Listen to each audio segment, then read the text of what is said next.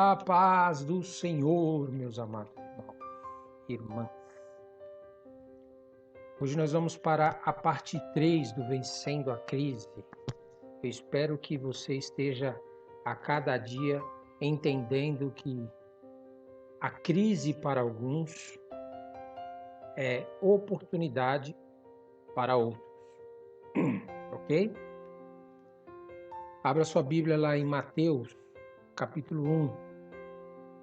E lá diz assim: nós estamos vencendo a crise, parte 3. Livro da geração de Jesus Cristo, filho de Davi, filho de Abraão. Abraão gerou a Isaque, Isaque gerou a Jacó, e Jacó gerou a Judá e a seus irmãos, e Judá gerou de Tamar a Pérez e a Zerá, e Pérez gerou a Esrom, Esrom gerou a Arão, Arão gerou a Aminadab, Aminadab gerou a Naasson, Naasson gerou a Salmão, Salmão gerou a Raabe, a Boaz, e Boaz gerou de Rute a Obed, e Obed gerou a Jessé, e Jessé gerou o rei Davi, e o rei Davi gerou a Salomão, da que foi mulher de Urias, e Salomão gerou a Roboão, e Roboão gerou a Abias, e Abias gerou a Asa. E Asa gerou a Josafá, e Josafá gerou a Jorão, e Jorão gerou a Uzias. E Uzias gerou a Jotão, e Jotão gerou a Acás, e Acás gerou a Ezequias. E Ezequias gerou a Manassés, e Manassés gerou a Amon. E Amon gerou a Josias, e Josias gerou a Jeconias e a seus irmãos na deportação para a Babilônia.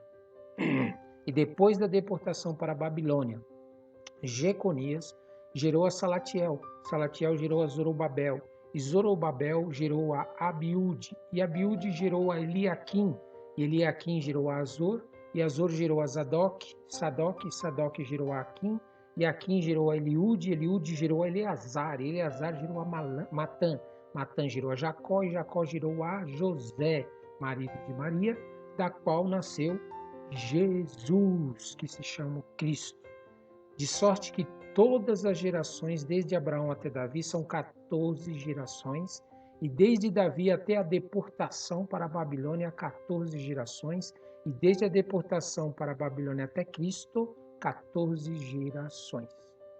Ora, o nascimento de Jesus Cristo foi assim, que estando Maria, sua mãe, desposada com José, antes de se ajuntarem, terem relações, achou-se ter concebido do Espírito Santo. Então José, seu marido, como era justo e não a queria infamar, intentou deixá-la secretamente.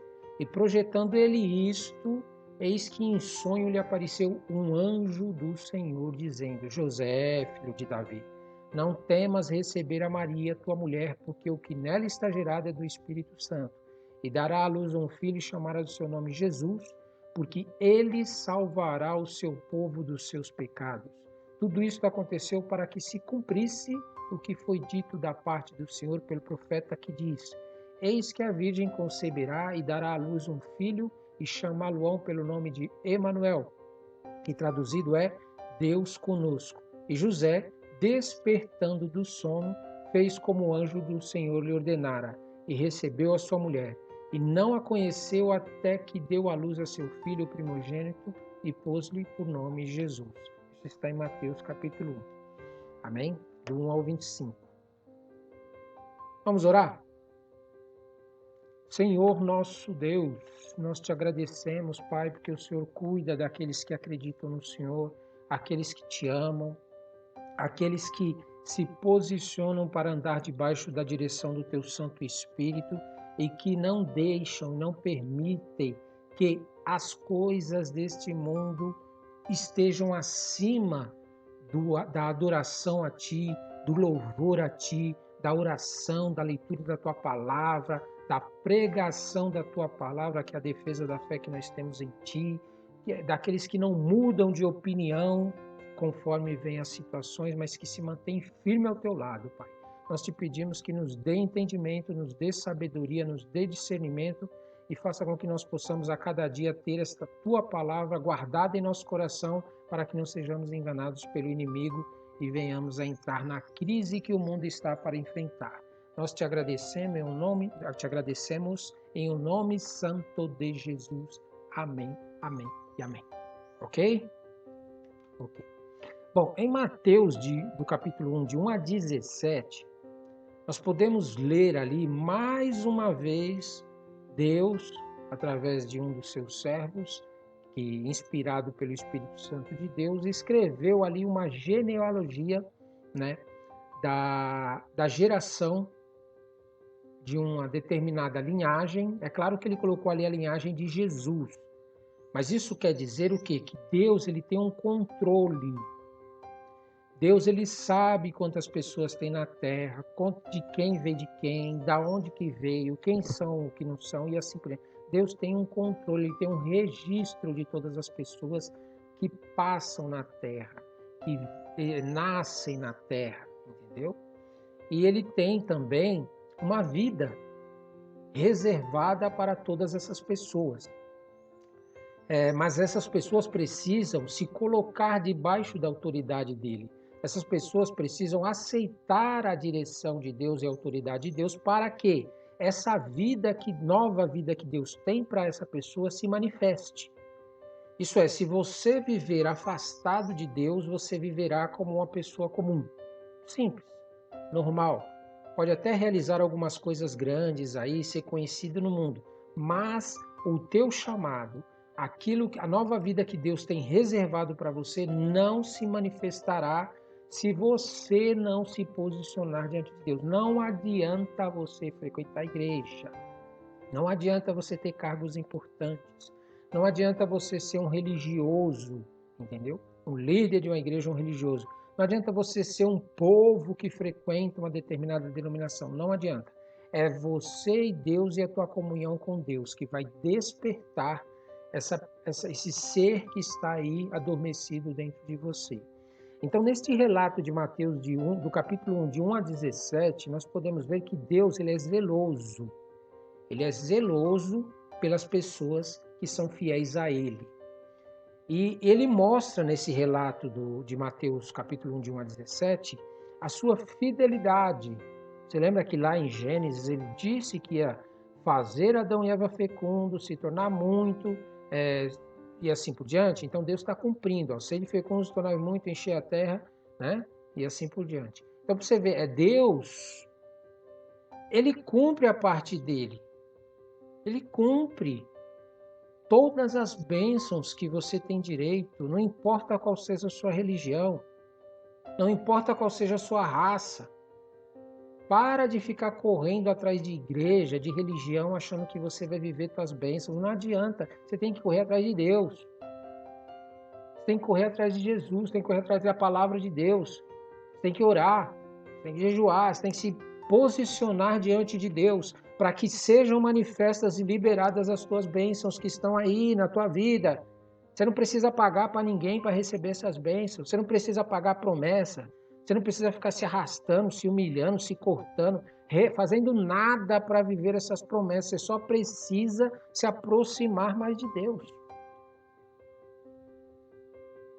Então Deus mostra aqui, nesses relatos que nós lemos, que os planos dele para toda a terra estão dentro do cronograma e que mesmo o povo daquela época de Israel estando na infidelidade com Deus, Deus continua trabalhando em prol do reino dele. O que me chama a atenção também foi que Deus escolheu uma prostituta no meio da linhagem, Raabe, recém-convertida para fazer parte da genealogia de Deus. Será que não havia no meio do povo da época de Josué, na época que Josué estava conquistando Jericó, quando na invasão de Jericó, alguém dentre o povo de Israel que correspondesse e estivesse à altura de ter essa honra? A honra de fazer parte da genealogia de Jesus? Ou será que além disso, de Deus não encontrar no meio do povo alguém que fizesse parte, será que Deus já estava mostrando que seu plano de salvação por meio da graça não era apenas para o povo de Israel, mas era para quem realmente se arrependesse de seus pecados, abandonava os seus pecados, se convertesse e reconhecesse o Deus único, que a partir desse momento, fazendo isso de coração sincero, Deus então ativaria as suas bênçãos que já estão aí dentro. Ou seria essas duas coisas?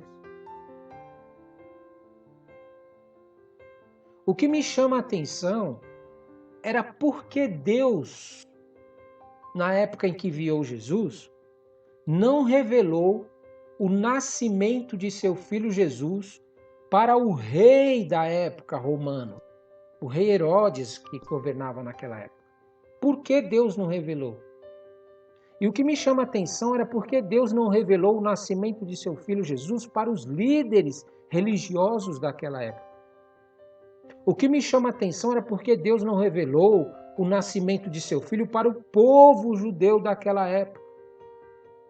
Quanto tempo eles viveram em crise e só conheceram o Filho de Deus quando começou o seu ministério e mesmo assim o rejeitaram. Deus quer que você faça parte. Deus quer que você faça parte do que Ele está fazendo. Deus quer que você fique sabendo de tudo o que Ele fez, de tudo o que Deus está fazendo, de tudo o que Deus ainda vai fazer. Por que será que João foi enviado para o deserto para depois exercer o seu ministério? Ele deveria ter sido recebido como profeta de Deus para que realmente exercesse seu ministério ali no meio do povo. Porque o ambiente estava contaminado por crise de espíritos demoníacos. O povo estava afundado, o rei estava afundado, os líderes religiosos estavam afundados em doutrinas de demônios, espíritos demoníacos. E por falta de arrependimento deles, que viviam debaixo dessa crise de demônios, e nem sequer eles conseguiam ver por causa dessa crise, eles não tiveram a oportunidade de vivenciar a manifestação da glória de Deus através de João, através da presença do Filho de Deus ali no momento. Eu vou te responder uma coisa e espero que isso entre na tua cabeça. Tudo isso aconteceu porque o rei da época, os líderes religiosos daquela época e o povo estavam nessa crise. Eles estavam em crise no seu relacionamento com Deus. Para eles, o rei, os líderes e o povo, buscar os seus interesses eram mais importante que o seu chamado em Deus. Deus tinha já tudo preparado para eles, mas eles preferiram não. Eu vou fazer o que eu quero. Eu vou escolher o que eu quero. Eu vou fazer do meu jeito. Eles ouviam a voz dos homens mais do que a voz de Deus. Ouviam a voz do mundo mais do que a voz de Deus. Eles tinham aparências de vivos, mas estavam mortos em seus relacionamentos com Deus. E o que aconteceu? Por eles terem essa atitude, isto trouxe crise para a vida deles. Quando você não entende que você precisa estar em contato com Deus, meu amado, eu já repito e volto a falar, não adianta frequentar a igreja, participar de determinado ministério. Meu ministério tem 2.000, tem 5.000, tem 10.000, tem igreja espalhada por aí. O meu líder é uma bênção. O apóstolo, eu não sei o que, o bispo, o pastor, não sei o que. Se você não tem seu relacionamento pessoal com Deus dia a dia, diariamente, a tua frequência à igreja não vai te livrar da crise. Você vai passar por uma crise com mais dificuldade se não vier a fazer a mesma coisa que o rei Herodes, que o povo judeu fez, que os líderes da religião fez naquela época. Porque quando você não está em comunhão com Deus, a crise vem, você entra em pânico. Você só enxerga a crise, você só enxerga a luta, você só enxerga a dificuldade, você não consegue enxergar Deus trabalhando. Porém, veja a diferença de quem não está em crise com Deus, de quem está em relacionamento com Deus sério, sério, não está brincando de igreja. Maria estava para se casar com uma pessoa que ela amava muito, que era José. Aí ela se achou grávida pelo Espírito Santo. Olha, você imagina você estar dormindo, acordar no dia seguinte, você está grávida aí e Deus falar que foi através do Espírito Santo, sendo que você não teve relação com mais ninguém. Ela tinha tudo para entrar em crise. Pare aí, pense um pouco, se isso acontecesse com você, qual seria a sua reação? Você agiria pela fé ou entraria em crise? Quando Deus te visita e fala que vai fazer algo na tua vida, as pessoas se voltam contra você, as pessoas te abandonam, as pessoas dizem que não acreditam no que você está falando. O que você faz? Você entra em crise? Ou você acredita na palavra que Deus falou para você? Na sua vida cotidiana, quando algo foge ao seu controle, você permanece agindo pela fé ou tende a dar um jeitinho humano? Agir segundo a tua crise interior, entra em pânico.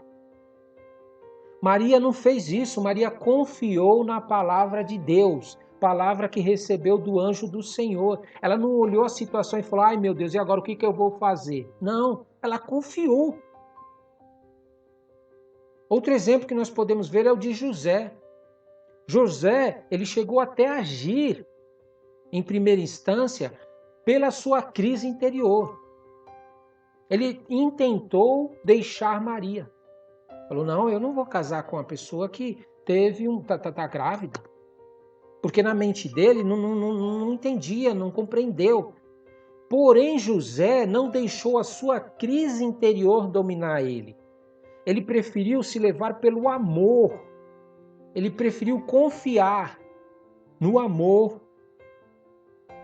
Entendeu? Ele não deixou a sua crise interior interferir na situação. Ele preferiu que o seu amor por Maria resolvesse a situação. Então o que ele fez? Tentou deixá-la para não envergonhá-la. A sua crise, a crise que José estava passando, ao invés de gerar sentimentos demoníacos, essa mulher não presta, vagabunda, como é que pode ficar grávida, sendo que eu estava apaixonado por ela, ia casar com ela, ele podia ter falado tudo isso. Mas ao invés disso, esse sentimento no coração dele de dor, porque foi uma dor, você se defrontar com uma situação que você não sabe o que está acontecendo. Mais uma vez eu te digo, se José estivesse firme no Senhor, firme mesmo, Deus também teria revelado para ele. José, sua mulher vai ficar grávida do Espírito Santo. Se prepara. Você está entendendo? Mas José ainda estava meio em crise interior. Mas ele não deixou a crise interior dele interferir no amor que ele tinha por Maria. E por isso, o sentimento que ele teve dentro dele foi de compaixão, porque ele amava Maria. E Deus, por misericórdia, entenda isso, por misericórdia, porque Deus não tinha obrigação de falar com José.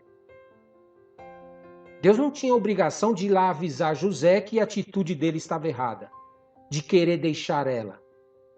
Mas por causa do amor dele, por causa de que ele agiu com justiça, confiando em Deus, Deus então enviou um anjo para explicar a verdade e deixar José ao par do que estava acontecendo e tomar uma decisão com base na verdade dos fatos e não na verdade da sua crise.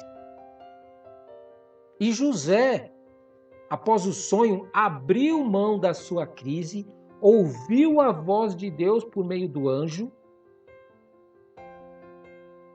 Sim.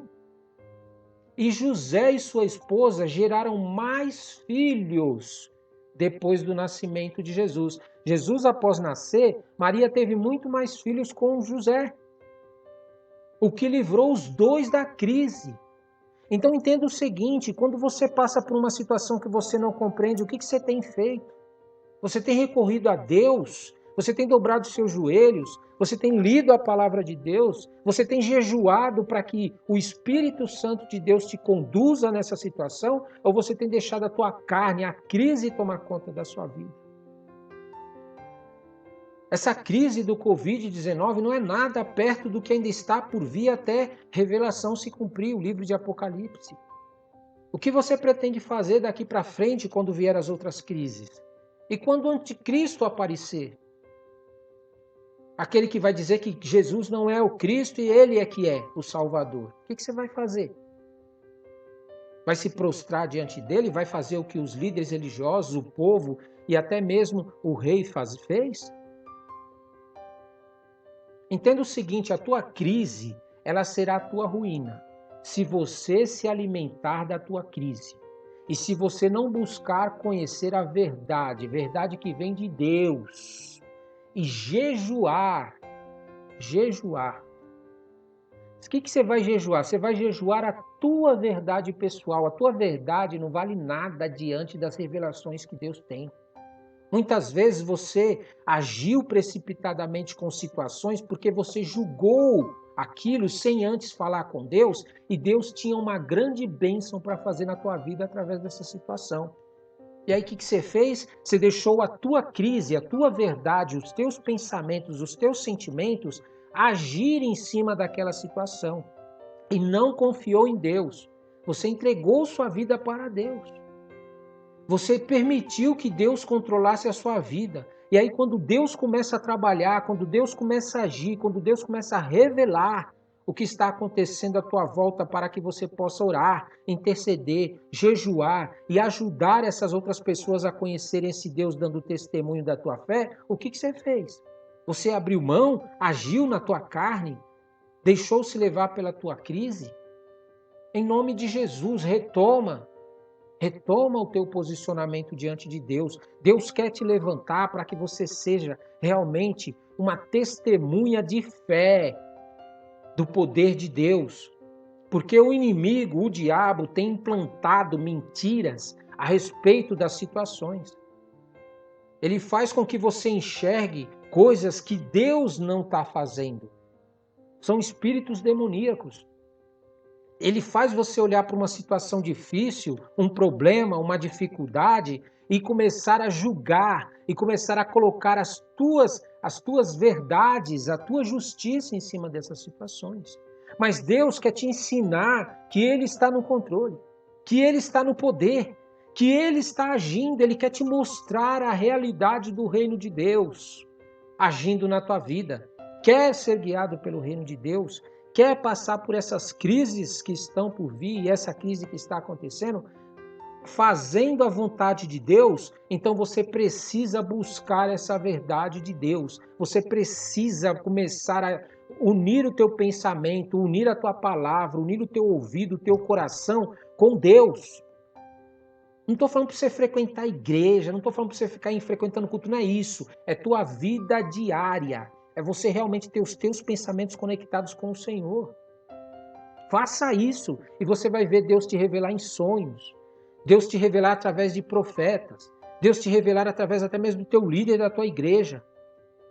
Coisas que estão acontecendo na tua vida e qual a ação que você vai ter que tomar. Deus age com aqueles que se posicionam para conhecer a verdade. Quando você se posiciona para conhecer a verdade de Deus, Deus te ensina a vencer a crise, porque o poder, a autoridade está nas mãos dele. Lembre-se, você foi chamado para apresentar a Deus para as pessoas. Um Deus que livra da crise. E não para você ser Deus para as pessoas na crise. Deixa Deus fazer a parte dele. Entre dentro desse ambiente, entre nesse ambiente de Deus e você vai ver, o anjo vai te mostrar que é ele que está trabalhando nessa situação que você está enxergando que é uma crise. Comece a fazer parte da verdade de Deus. A nossa parte é buscar a verdade que está em Jesus Cristo, que está em Deus. Porque sem Jesus você não poderá fazer e nem entrar em nenhuma bênção que Deus tem reservado. Ao contrário, sem Jesus, sem comunhão com Deus, sem orar, sem você ler a palavra de Deus, sem você meditar nessa palavra, sem você deixá-la tomar conta do teu ser, entrar nesse ambiente espiritual que Deus tem preparado para você, sabe o que vai acontecer? Você vai, como muitos aí, entrar em crise. Vai entrar em crise. Em nome de Jesus, vença essa crise. Vence essa crise. Mas vença com as armas corretas. Vai buscar em Deus, que Deus vai te revelar quais são as tuas armas. As armas que você terá que usar para ganhar a tua família para o Senhor. As armas que você tem que ganhar para vencer esse pecado que está te consumindo na sua vida. As armas que você precisa para poder, em nome de Jesus, ganhar o Brasil para Jesus. Deus quer te levantar para ser cabeça neste país. Mas ser cabeça com a autoridade de Deus, porque você vai estar enfrentando demônios. Você vai estar enfrentando pessoas que estão no poder, que estão no controle, que demônios agem na vida deles. E como que você vai lutar contra esses demônios na tua carne? Me diga, você vai perder feio e vai entrar em crise. Porém, com o poder de Deus na tua vida, com o Espírito Santo de Deus na tua vida, os demônios vão ter que recuar, como diz na palavra, contra a igreja de Jesus Cristo. Quando ela avança, os demônios recuam. Os demônios recuam. As portas do inferno não prevalecem contra a igreja de Jesus Cristo, diz a palavra. Se posicione com as armas espirituais. Para de lutar na tua força, no teu poder, no teu entendimento, no teu conhecimento, no teu cargo. Não me interessa. Não para de lutar. Não importa o que Deus te deu. Deus te deu um cargo na igreja, Deus te deu um cargo de apóstolo, Deus te deu um cargo de bispo, Deus te deu uma igreja para você gerenciar, Deus te deu um ministério, Deus te deu um emprego, Deus te deu uma família, não sei. Mas sem as armas espirituais, você vai tomar uma surra dos demônios. Porque eles vão se levantar e vão acabar te derrubando. Porém, com as armas espirituais, antes mesmo de começar a acontecer, Deus já vai te incomodar, vai te acordar de madrugada, Ele vai te visitar, Ele vai ministrar no teu coração, nos teus pensamentos. Entre em guerra, entre em batalha, porque você vai ter vitória e eu vou te dar essa vitória. Em nome de Jesus, em nome de Jesus. Participe conosco desse Vencendo a Crise. Amém?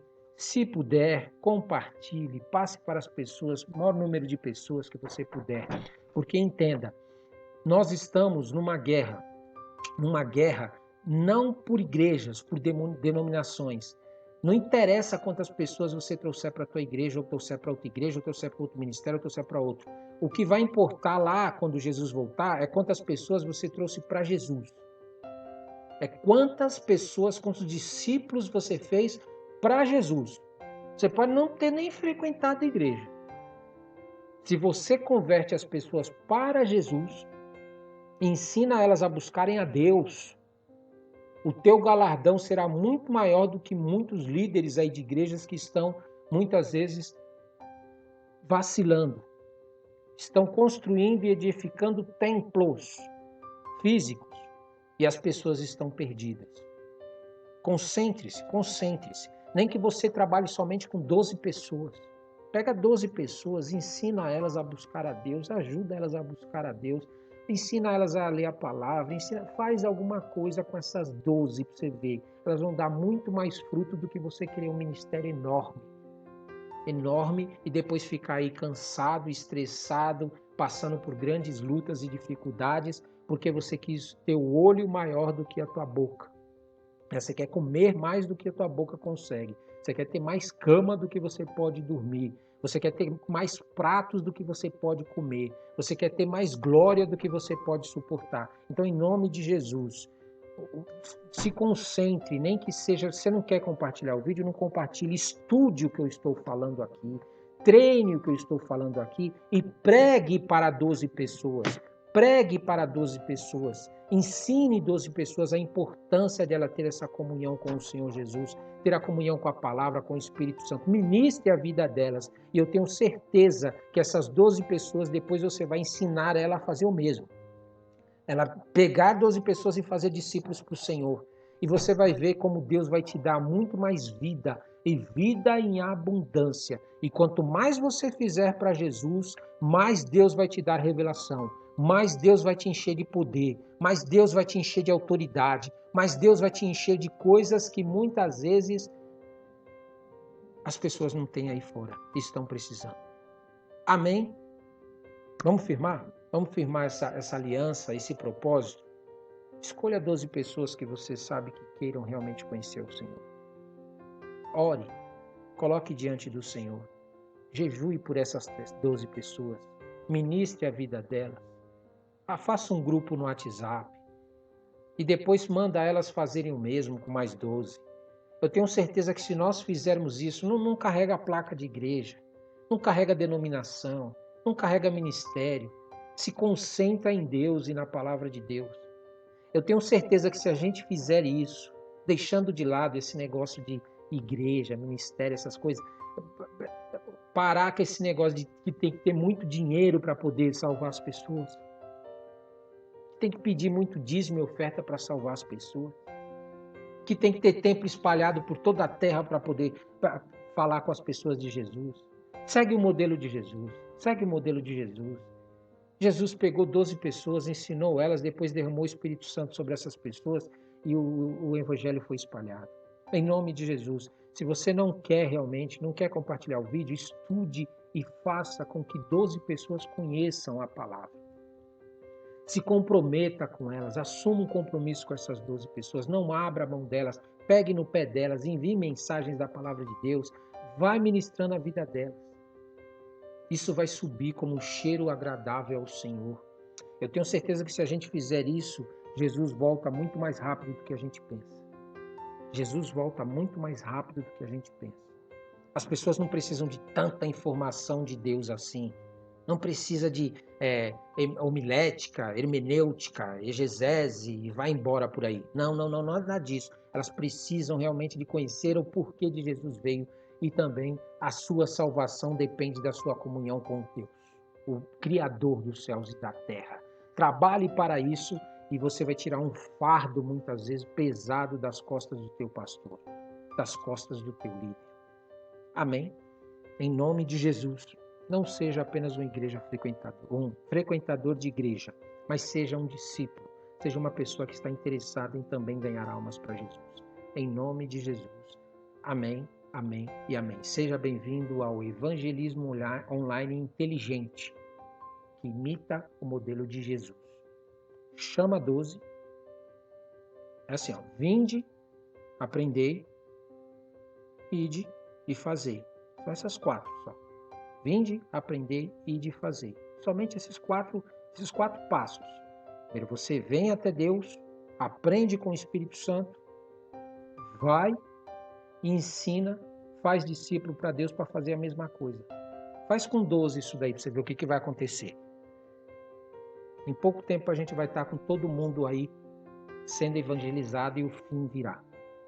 Amém? Entre nesse desafio.